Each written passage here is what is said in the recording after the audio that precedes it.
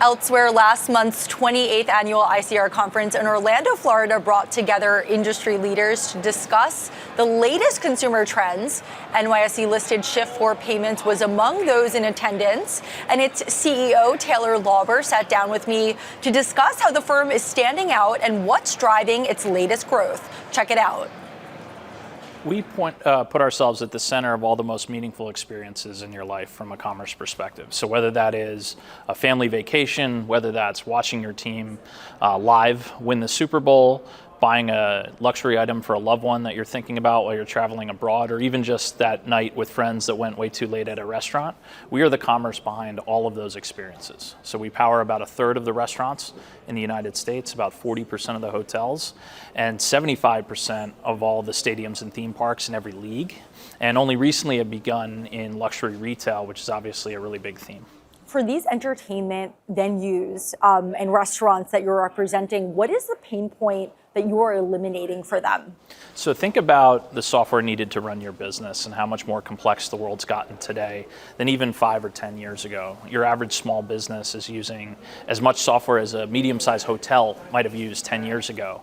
And managing all that and connecting all of those revenue centers for a common experience and a single deposit that the owner-operator of that business gets at the end of the night is a real challenge for them. So we can integrate all of the software at all these revenue centers into a single point of integration so the consumer or fan gets a singular experience and the owner of that business gets a single deposit with a really clean reconciliation at the end of the day.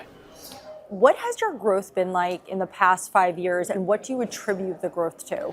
So our growth's been tremendous. We've grown payment volume in excess of 30% for the past 5 years.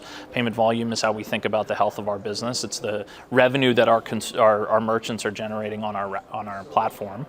And so growth has been, a 30% odd CAGR for the entirety of the last 5 years. And if you think about the last 5 years, it hasn't been that easy for the industries that we operate in. So we have a large presence, as I mentioned, in restaurants and hotels and stadiums. You can imagine what COVID did to those businesses. So to produce this level of growth, we're really not relying on our customers to grow for us, but adding lots and lots of customers. And we've seen that demand.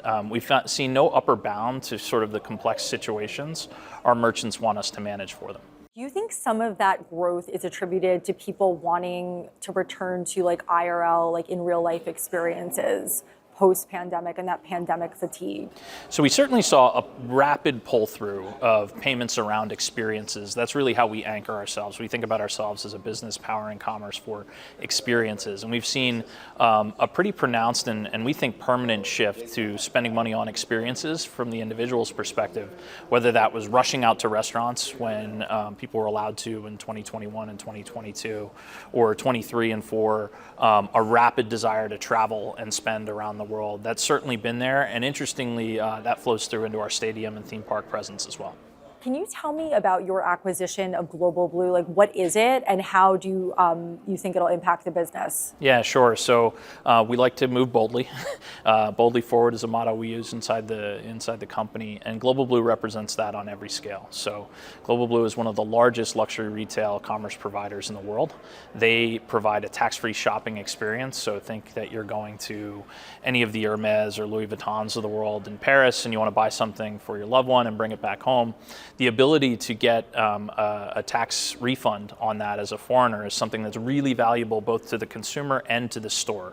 You tend to purchase more in the store as a result of knowing you could get 10, 15% back as a result of making your purchase as a tourist. Global Blue facilitates that for about 85% of the luxury retail merchants in the world. So they have a really strong presence already inside of all these great retailers, and yet the payment experience is quite fragmented. It's usually a handoff between 3 or 4 different vendors to make the purchase, to the tax-free shopping forms, to the validation work, along with all the other pieces of commerce that go into a complex environment like that. Our view is by owning these technologies, we can combine them together and deliver a much more cohesive experience for the retailer, and ideally a better experience for the consumer as a result of that as well. Where do you see the experience economy going in the next 5 years, and how do you plan to scale your business to meet that demand? So we see a real step function evolution in commerce for the types of merchants we want to serve. So we have a deliberate strategy to be in physical commerce where people are engaging with a good in person or a service in person. And so, you mentioned earlier that the consumer and experience economy is growing rapidly. We don't see that changing. We see, quite frankly, the demands on those merchants to be higher and higher than they ever have before. So what our merchants are asking us for is, how do I service travelers from all over the world that might be used to using a different payment method than is predominant in the United States? How do I match that, German traveler, or French traveler, or Chinese traveler with currencies and methodologies of paying that they're used to in their home country, but for services that I want to provide to them, in my home country or elsewhere in the world?